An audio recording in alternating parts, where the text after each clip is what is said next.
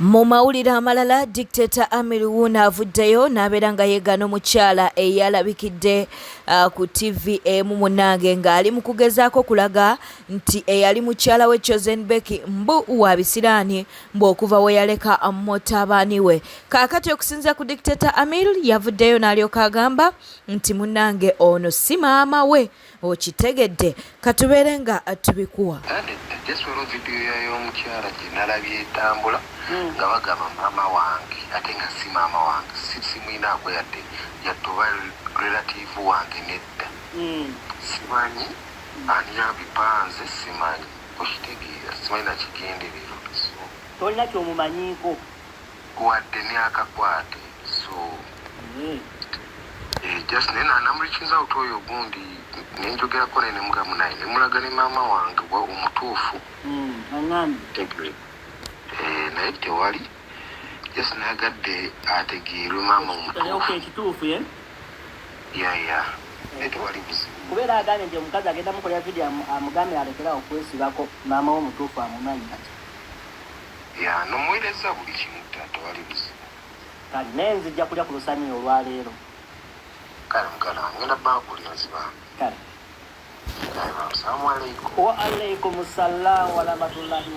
obufumbo bwa Lwasa ne nashglow bwawedde ojjukira nti ono yali mukazi wa Bajjo era bano bonna buli omu ali mu kwerangira ebisongovu.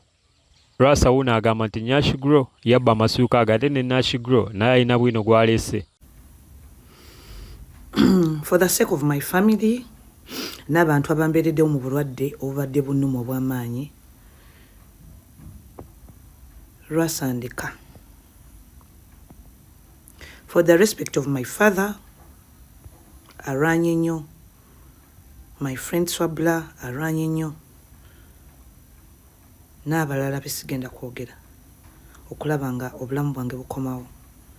Natuka n'okusalako enviiri ng'obulamu bwange obumazeewo. They fought so hard okulaba nga mpona. I have a lot to say and I have little words to say. Lwasa okimanyi bulungi nadduka nakuleka mu kisenge nga n'obudde tebunnakya. You know whatever happened nadduka nga ndi na munnayiti nga sisenyezza nga sinaabye nenkwata ekisundu kyange ky'emmotoka nenvuga emmotoka yange nenziruka. Tontankuula. Give me space in the car for the sake of your children.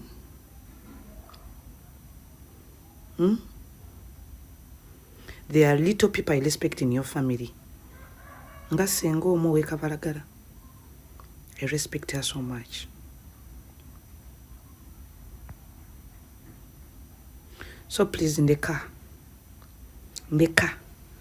ndeka sinnawona aleka kyoyagala okulya sinnawona mukwano wali wakola bingi sinnawona ndeka.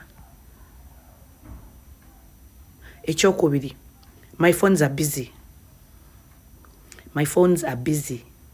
Banange mwena bansaba interview. My phones are busy. You're making me busy. Today nakuzomezi ziri 5 mwimpa sisobeza. My birthday was 2nd February. Internet yonna sarabayo omuntu n'omu aposinze kifaananyi kyange ti happy birthday Nash. Simanyi kye nabakola.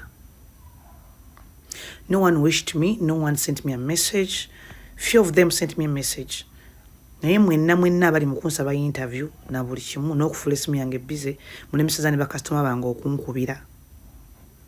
Omwana abakoleko nga neebase. You're making my phone busy. You're making my WhatsApp busy. Badia nga mutasobola kuwishingira abantu birthday nga mubaagala mu bizibu.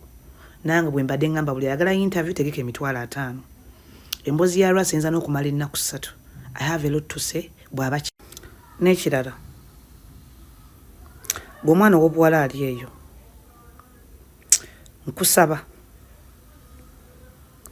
omuti 999 alina erinnya oba omusajja gw'olabanga mugagga tomwegomba. Ogenda kukabya bazadde bo ogenda kutwala obulamu bwo nga tomanyi. Lwasa abakyala badde bakugendako.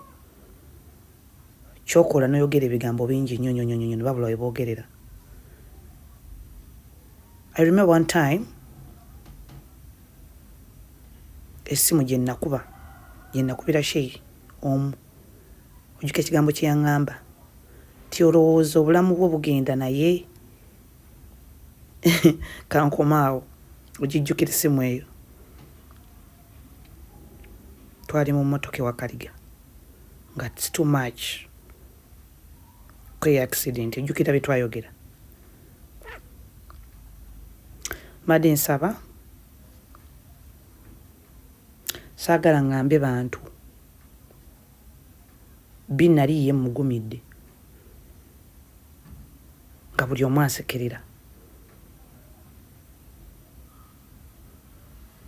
Naye don't go deep for me. Bambi, give me space. Ndeka oba osobola omuzannyo gukyuse ne topiki ogikyuse. Thank you.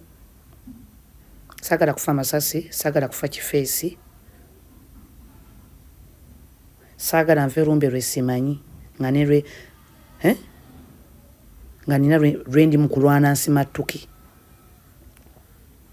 Ndeka.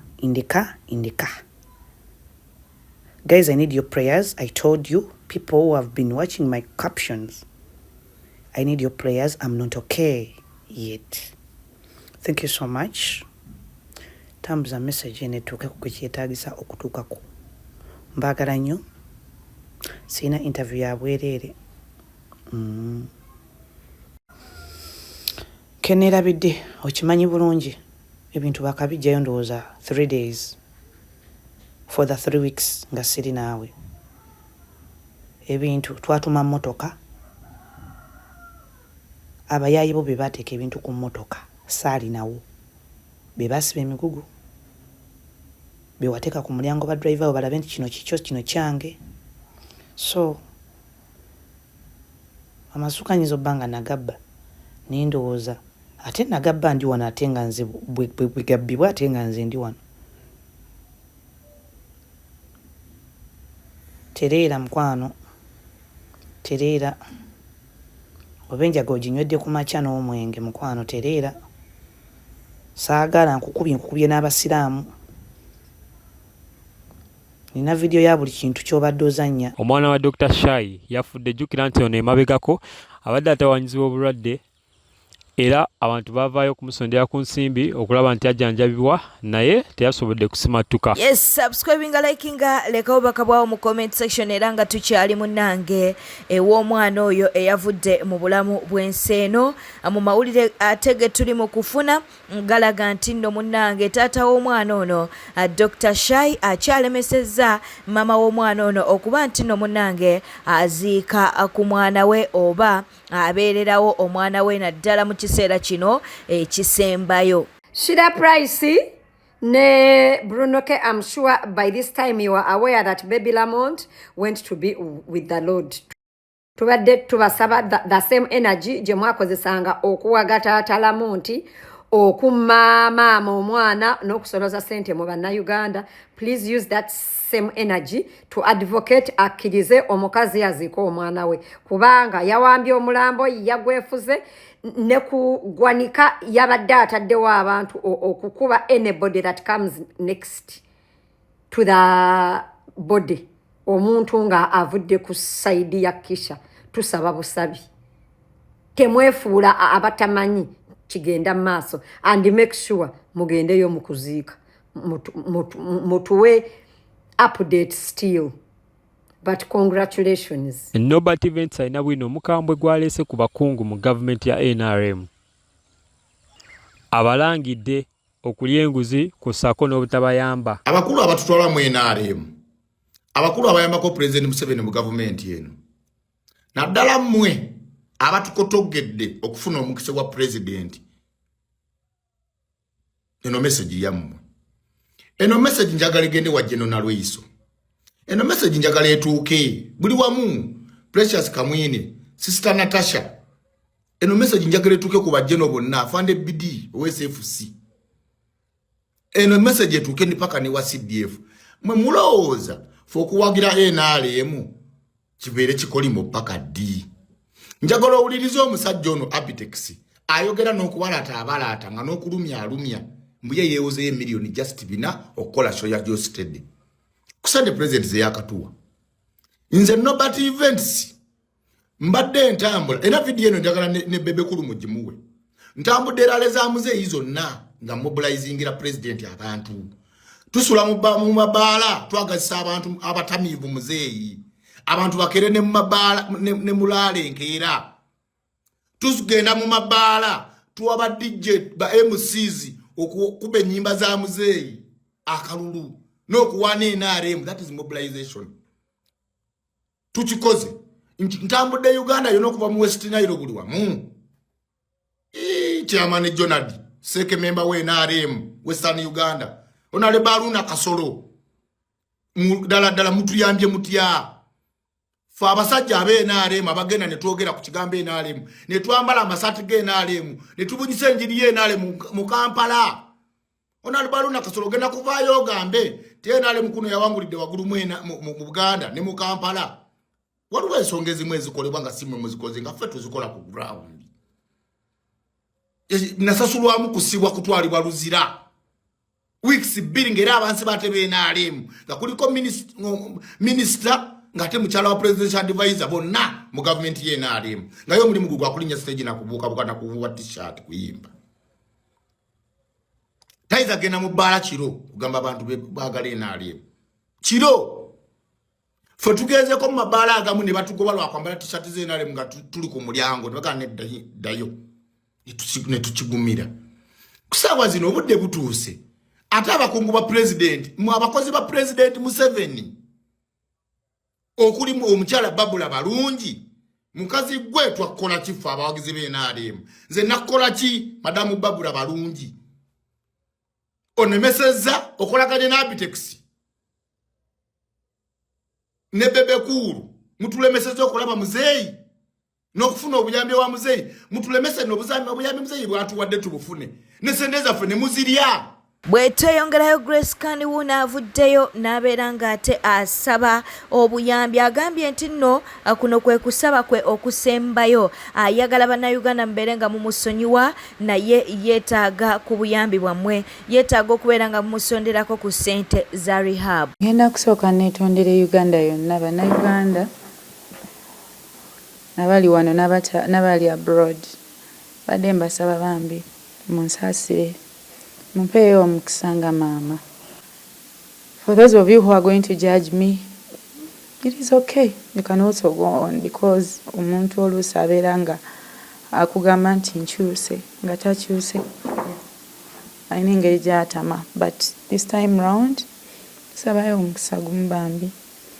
Kuva we najja I did not know that ngenda tuuka nga oli awo obuyambi bubule na boli awo sabibala naye ate mbangi aba basobola okujajinga wabeerayo n'abo abakitegeera. For those of you who have gone through abalina families omuli yajjanjabyeko ku muntu obulwadde bwange ng'osobola okitegeera ngenda kulwana. I'm going to fight and I won't let you down. Njagala otwala omukisa guno okusaba sisobola bamalayo naye for these people bengenda okujjukirako kati mbadde mbasaba mbadde nsaba ate temutunulyanga Grace muntunulyenga mama Grana. Mbadde nsaba mukulu Eddie Kenzo wa Federation, President wa Federation taata mbadde nkusaba onyambe. Mbadde nsaba taata wange Honorable Geoffrey Lutaya ne mukyala Irene mbadde nsaba ku buyambi bw'okuva mu rehab. Mama wange mukyala Susan Makula Bujingo ebyange naawe bingi naye mami kusaba busabi kintu kimu kuntunulyanga mama Grana onyambe ne daddy Aloysius Bujingo mukyala Amelia Nambala nsaba ku buyambi bwo abantu abali eyo dadi wange mukulu nkuyita nnyo dadi kuba tweddira gumu kojja Kimbowa wadde nkusaba onyambe siina bingi byakunnyonnyola naye kyemmanyi nti abantu bangi naye bambi njogerako gwe nzijukira Palaso big bro I'm asking for your help. Spice Diana, Jackie Chandiru, Cindy, nsabayo ku buyambi njagala kuva wano saga kuvaawo mu bubi but the time is up obudde bwe nalina okubeerawo bwaweddeyo okuli Sasha Brighton, Jovan Luzinda, Bettina Namukasa. Bettina, I know you've always been in this. Naye sister wange nkusaba onsonyiwe. Nyongera okusaba nkulu research. Na buli omu bambi sigenderedde butaba malaayo but buli ali eyo. Bannayuganda mwe nasobola okunyambako. Ngenda kuba neyanziza nnyo neyanzeege. Waliwo akasente akabanjibwa ka treatment gye nafuna. Kenjagala banyambeko nako. Mu mawulire amalala hadde wuno avuddeyo n'abaako byayogera amumutegeera ddala bulungi oyo ali mu katambi oluvannyuma lwa mwana muwala Dda Eno okuba nti no yafudde era nga bangi bagamba nti ono yandibanga yabadde ayagala muk'omusajja nkaakati waliwo yagenze mu comment section n'alyoka agamba nti no adde yaddako okitegeera nno kale hadde avuddeyo n'abaako byayogera jjukira nti ono bamulumiriza mbu yayagala kubba wa mukwano gwe ayitibwa Sarah okitegeera mbu yamwagala naye ono yavuddeyo n'akwata ne Kurhan n'alyoka agamba nti tayagalangako kubba wa mukwano gwe. Munansonyiwa ndabye nnyo comment weti nzirabye nnyo ku page yange ndabye nnyo comment weziti azin ono gwe mugamba mbu naawe ajja kukolako omwagalira omusajja mu mukwano gwo naawe Badange, this is really crazy. This is really, really crazy. Oh my God. Mbuzele byokwogera mwana ge mazima. Kati wala mukwano gwange yangamba, nangamba Adi. Mu kizimbe mwenkolera mulimu w'abawala tebakwagala. Nasanga bakuyiweka akatabo. Ne mugamba tenda bakola ki? Nagamba embusimanya wala kubawa mukwano gwo n'omwagala. Nangamba oh my God. Mutebigwe banjagaza atampanga na kuhaga. Kale singa yali ampadde kuhaga. Oba singa nali mwadde kuhaga nandigambye. Today I decided this is my book. Gentera okusomamu nga binsobedde nga menyese nnyo omutima lwakuba kati bino tebikyamenya mutima. Ya, mtu wanumya nnyo ekisusse. Njija nensomamu muneeno. Naye nyina ekintu kye nayiga mu Kurohani muno. Nayigamu amanyi ngenda nengisomamu nyinamu ekintu ekigamba nti Katonda ye Katonda. So wamanya Katonda buli kimu kiboke. Katonda ye nannyini buyinza ye nannyini buli kimu. Ya, kati njikutte olwaleero. Nwemba nali njagadde kubba wa mukwano gwange yenna. Sino oyo gwe mugamba yekka.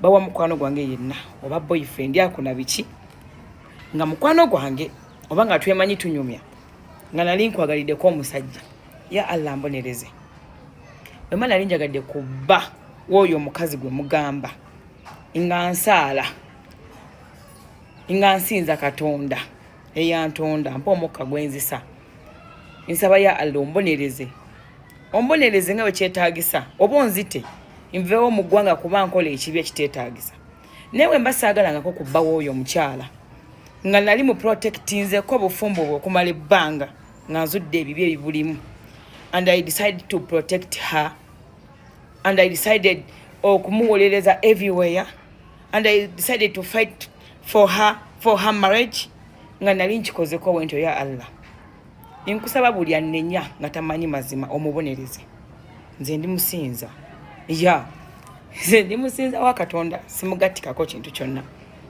omukyalo oyo wabaye yavayo ye mwennyini n'ayogera n'agamba Ade yanjagalira omusajja ngayagala okwonoona erinnya lyange nga naye amazima agamanyi how Ade she loved her ng'akyali mu bulamu bwe. Bambi naye nsaba omubonereze bw'aba ng'ayinawo obujulizi obulaga ya Allah nti zana linjagadde ku bbaawe nga muli mu mutima gwakimanyi nali mwagadde oba ng'akimanyi simwagala nga kwabula nga nyonoonera erinnya ya Allah nkusaba naawe Katonda wange gwensinza bambi tonswaza omukyalo oyo omunkolereko.